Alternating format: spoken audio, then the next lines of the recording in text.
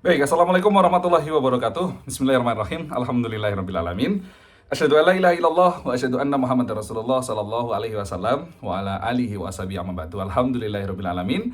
Alhamdulillah jazakumullahu khaira. Alhamdulillah jazakumullahu khaira. Mudah-mudahan Allah memberikan manfaat dan barakah.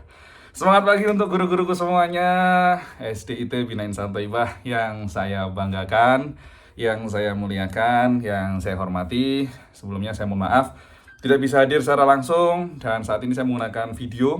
Abaikan latar belakangnya, abaikan topi saya, abaikan baju saya. Mungkin tulisannya di sini ada tulisannya nih ya. Apa ini? Nah, Generus Indonesia.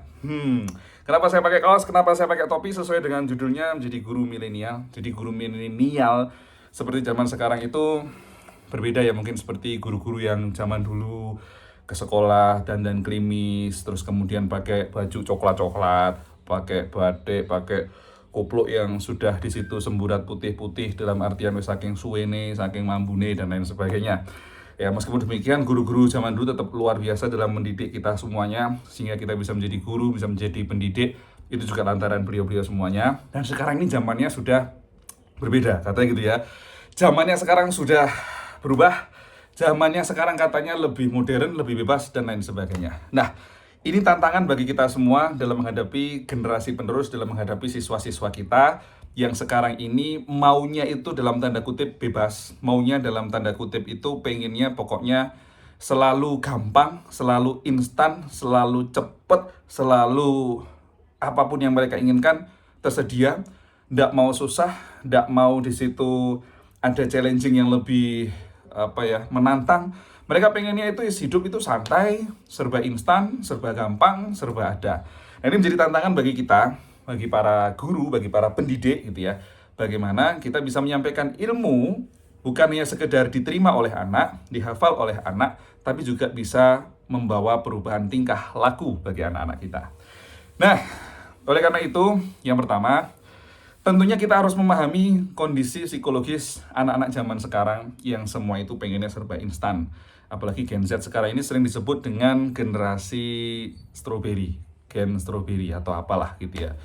Strawberry generation, di mana strawberry itu dari luarnya tampak di situ kokoh, tampak indah, tampak menarik gitu ya. Tapi begitu ditekan sedikit langsung benyek, langsung lembek. Begitulah gambaran generasi zaman sekarang.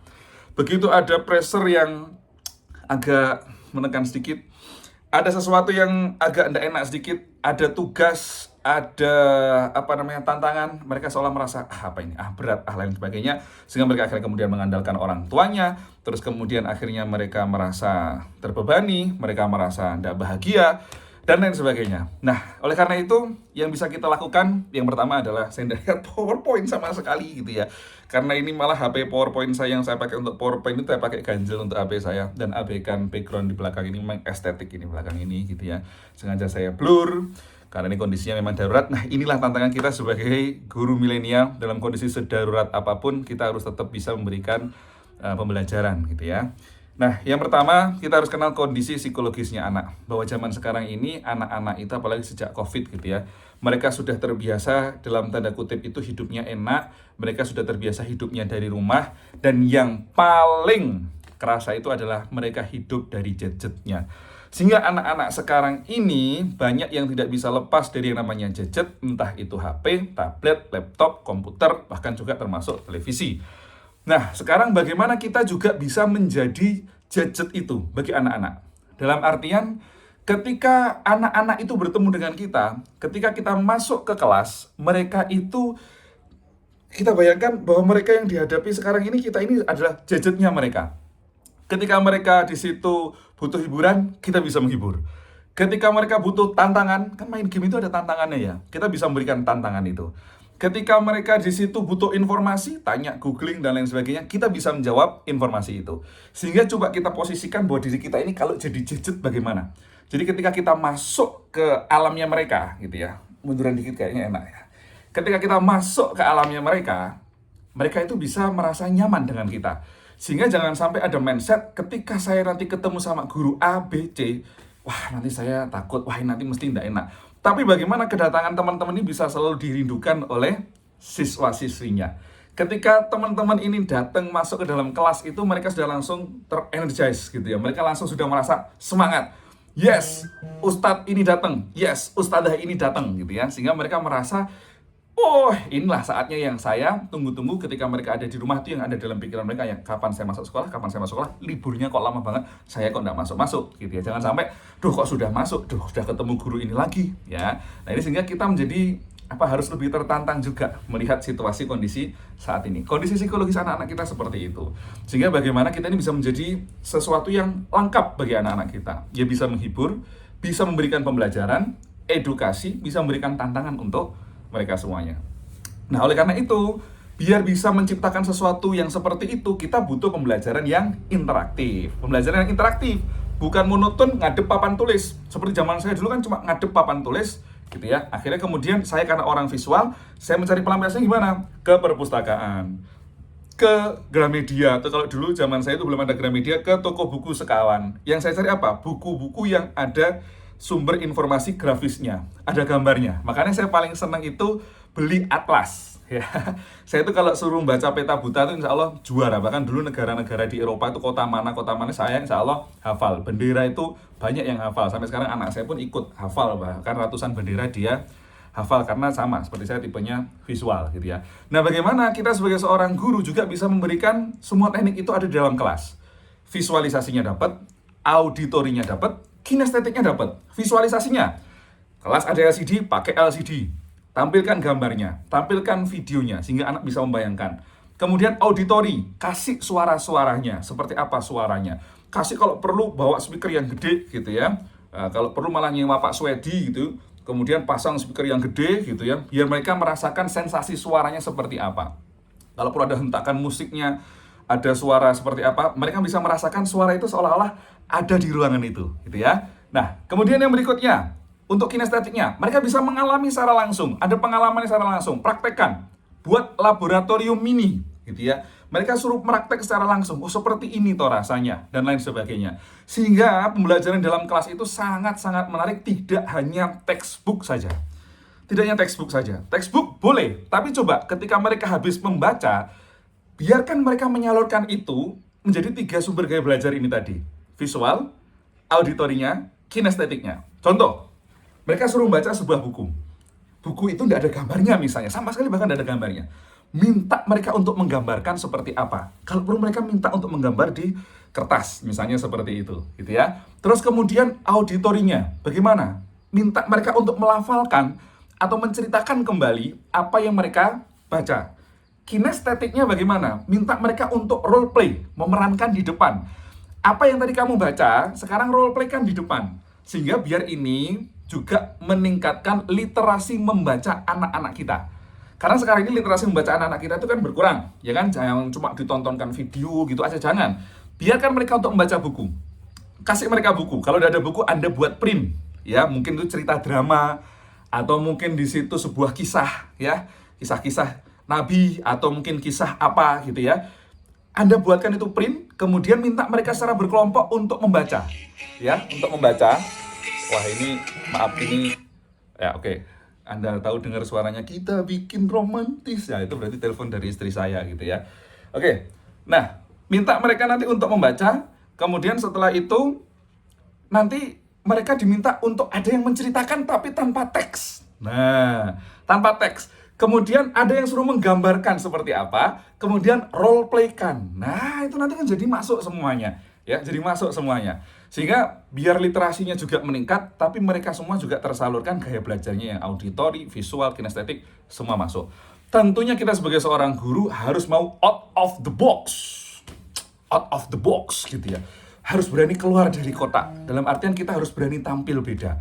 Biar orang nanti mungkin ada yang awalnya mencibir, apa itu model gaya belajar kok kayak gitu, masuk pembelajaran kok di luar ruangan, pembelajaran kok pakai rame-rame di dalam kelas itu apa. Nah, biarkan mungkin awalnya seperti itu, tapi yang paling penting pesan kita itu tersampaikan. Maka termasuk sekarang ini pola pendidikan simulasi 29 karakter itu gitu ya. 29 karakter itu salah satunya adalah dengan praktek atau simulasi role play. Ya, simulasi, sehingga itu nanti pembelajaran akan lebih bisa dirasakan secara langsung. Pengalaman itu bisa dirasakan secara langsung. Seperti itu. Oke.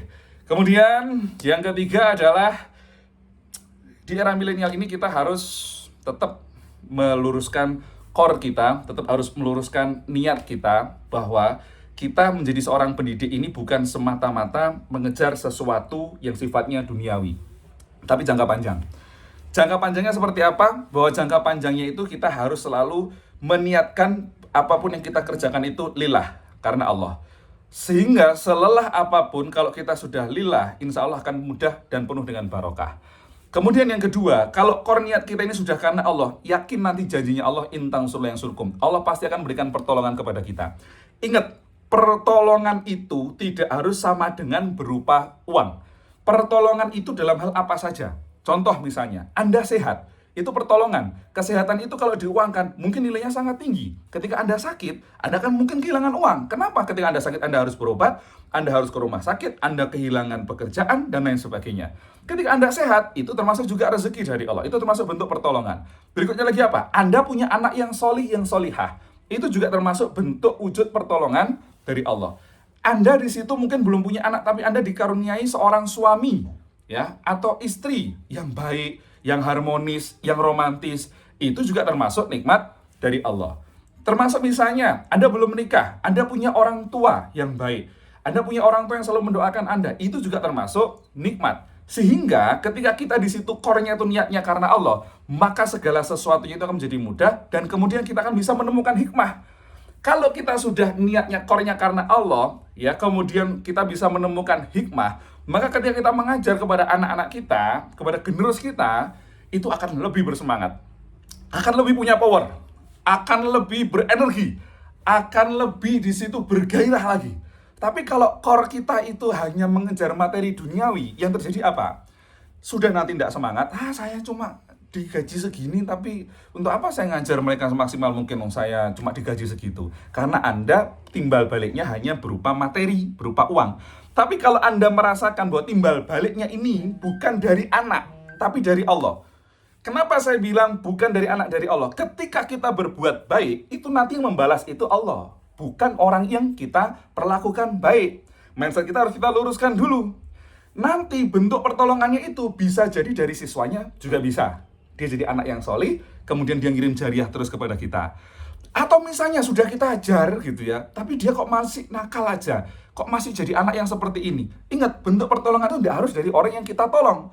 Bisa jadi nanti Allah memberikan pertolongan kepada kita dari jalur yang lain, lantaran perbuatan baik kita kepada orang lain. Pesan penutup saya pada kesempatan kali ini, Anda sebagai seorang guru banyak memberikan hal yang terbaik, membantu sesama manusia. Manfaatkan itu untuk berdoa. 3 orang yang terjebak di dalam gua. 3 orang yang terjebak di dalam gua. Doanya apa? Doanya yang dikabulkan oleh Allah. Doanya sama-sama mustajab semuanya. Doanya dalam hal apa? Yang pertama, dia berdoa lantaran berbuat baik kepada orang tua. Yang kedua, dia berdoa lantaran telah berbuat baik kepada pegawainya. Yang ketiga, dia berdoa lantaran dia berbuat baik kepada sepupunya, tidak jadi berbuat zina. Sehingga 3 doa yang dikabulkan oleh Allah ini lantaran sifat atau perbuatan baik yang dilakukan oleh orang tersebut kepada sesama manusia. Bukan karena dia di situ ahli sholat, bukan karena dia di situ ahli zikir, bukan karena dia di situ ahli baca Al-Quran. Tapi Anda perhatikan, 3 doanya orang yang terjebak di dalam gua ini lantaran dia berbuat baik kepada sesama manusia. Maka manfaatkan hal ini ketika Anda berbuat baik kepada sesama manusia, membina generasi penerus, membina siswa-siswi, manfaatkan untuk berdoa, ya Allah, saya di sini beramal soleh, ya Allah, juga bekerja, ya Allah, dalam rangka mencari nafkah untuk keluarga saya, dan juga dalam rangka untuk membina, mendidik anak-anak generasi ini, ya Allah. Ya Allah, kalau memang yang saya lakukan ini merupakan perbuatan baik, ya Allah, saya minta A, B, C, D. Minta sama Allah. Yakin, insya Allah, Allah akan memberikan apa yang Anda minta. Wes, ini manfaatnya luar biasa. Jadikan itu sebagai pengingat Anda, motivasi Anda, pokoknya core kita, niat kita, misi kita, mau milenial, mau milenium, mau milimeter gitu ya, mau mili gitu ya. Yang penting ini karena Allah. Nanti Allah akan memberikan kemudahan dan jalan yang terbaik untuk kita semuanya. Saya Akmaluddin Akbar mengucapkan syukur alhamdulillah jazakumullah khairan untuk kesemangatan, atensi yang begitu luar biasa dari Bapak Ibu guru semua. Mudah-mudahan apa yang saya sampaikan ini memberikan manfaat dan barokah untuk kita semuanya. Alhamdulillah jazakumullah khairan. Assalamualaikum warahmatullahi wabarakatuh.